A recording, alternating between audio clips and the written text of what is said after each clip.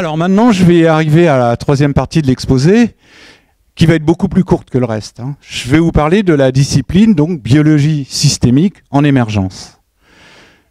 Et avec la biologie synthétique, évidemment, dans tous les pays, tous les gouvernements sont très conscients qu'il y a des grandes perspectives d'emploi, pas seulement en recherche et en enseignement, mais aussi dans l'industrie. Parce qu'on va pouvoir inventer des tas de choses avec ça. Alors, exemple d'une publication de biologie systémique, alors c'est la première de Roscoff, bon, c'est moi qui l'ai faite, mais par exemple, dans les auteurs, vous voyez Anne Siegel. Anne Siegel, c'est une mathématicienne, mais pure. Et en travaillant avec elle, on a réussi à constituer un réseau et à montrer que le fonctionnement de ce réseau. Alors l'intérêt, on regarde comment il fonctionne avec des ordinateurs. On regarde s'il correspond à la réalité. S'il ne correspond pas à la réalité, ça veut dire qu'il manque quelque chose dans le réseau. Donc les réseaux permettent de faire de la prédiction en biologie. Ce qu'on ne savait pas faire avant, en fait. Et puis, on va arriver à comprendre comment ça marche. Alors, ça a tellement plu au journal auquel on a envoyé notre publication qu'ils l'ont même mis en couverture.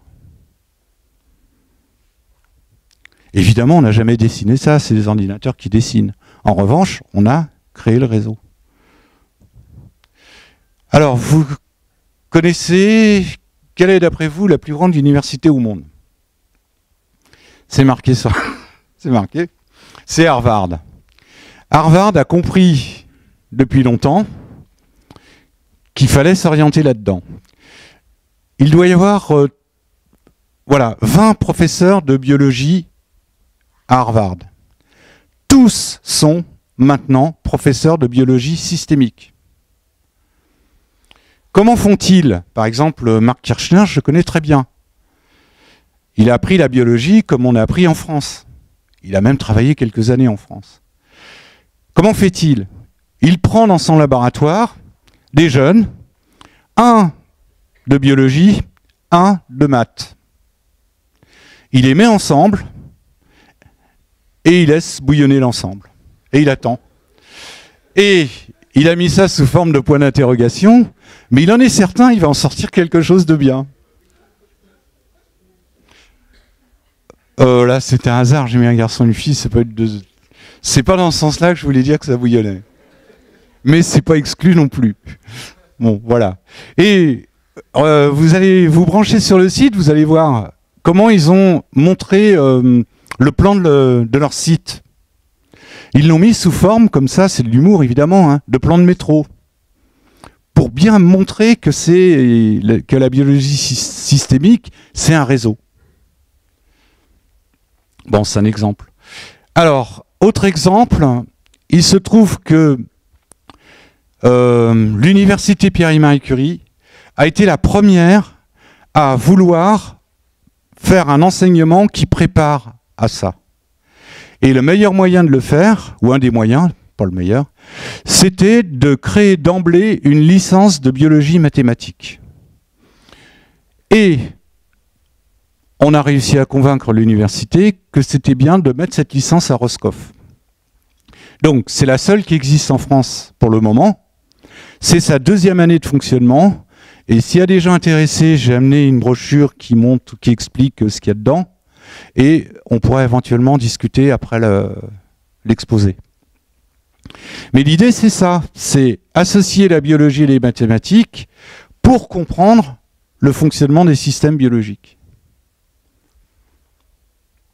Et à toutes les échelles du monde du vivant, de la cellule aux écosystèmes. Et on peut appliquer les méthodes de biologie systémique à n'importe quel niveau. Entre parenthèses, d'ailleurs, ce sont les mêmes méthodes mathématiques qui sont utilisées par les économistes pour prévoir le fonctionnement d'un système économique. Ce sont les mêmes méthodes. Bon. Et je ne peux pas ne pas finir sur un questionnement extrêmement important. Où est la place du citoyen là-dedans? Et quel est son rôle? il y a des risques énormes avec ces technologies. Les risques énormes en santé. En santé, vous connaissez le prion, vous ne connaissez peut-être pas, mais en tout cas, c'est une protéine modifiée qui peut se transmettre par ingestion et transmettre une maladie. Maladie de Creutzfeldt-Jakob ou de la vache folle, vous avez entendu parler de ça. On a été obligé de tuer je ne sais plus combien de vaches en Europe il y a quelques années à cause de ça. Bon, le prion, c'est une protéine modifiée. Donc il y a le risque de fabriquer une protéine de type prion. Il y a le risque de fabriquer des nouveaux virus. Et vous avez peut-être vu dans les journaux, par exemple, pour le H5N1, il y a un virus qui a été fabriqué qui est capable de se transmettre à l'homme. Gros problème. Tant qu'il reste dans le labo, ça va. S'il sort du labo, c'est la cata.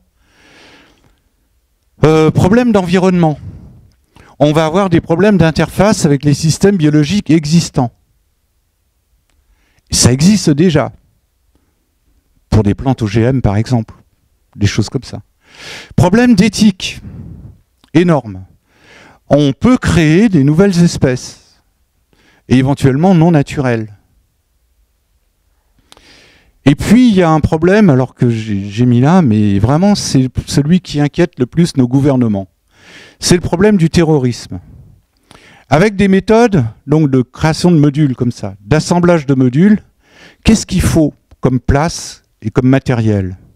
Il faut les modules, faciles à obtenir. Il faut quoi? Quasiment une cuisine. Bien équipée la cuisine, mais pas plus que ça. Alors que le terrorisme, pour le moment, ce qui fait peur, c'est le terrorisme nucléaire. Mais là, on ne fait pas ça dans une cuisine. Donc on peut le détecter par des satellites, des choses comme ça. Là, c'est quasiment indétectable. Des mouvements terroristes qui prépareraient, par exemple, un virus mortel, capable de tuer toute une population et en plus sélectionné. Il suffit de jouer sur les modules. C'est possible. C'est possible, donc ça va se faire. Donc, grande question, comment contrôler et par qui contrôler et comment contrôler? C'est une question vraiment qui intéresse tout le monde. Donc, pour résumer, des perspectives extraordinaires en recherche pour comprendre le fonctionnement du monde vivant. Des perspectives dans des préoccupations sociétales, en santé, énergie, environnement, grâce à la biologie systémique. Il y en a, c'est énorme. Et j'insiste sur cette dernière phrase, il faut absolument une mobilisation politique, industrielle et citoyenne pour que des nouvelles règles soient édictées pour pouvoir maîtriser et contrôler un peu tout ça.